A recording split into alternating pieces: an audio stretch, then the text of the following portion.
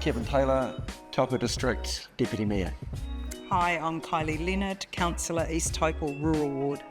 For the past 5 weeks, Kylie, myself, the Mayor, our fellow councillors and many council staff have been out and about in the Taupo communities seeking your views on the long-term plan.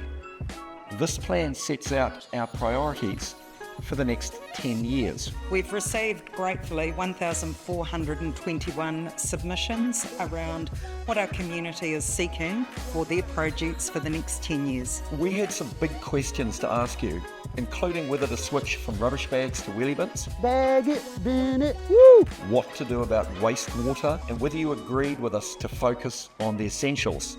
So our job now is to go through all of your submissions to keep in mind what's going to be the best for everybody in the district as a whole. We'll come back to you in September when we have a better idea of what's going to be in the finalised long-term plan. Then we can push go on turning it into action.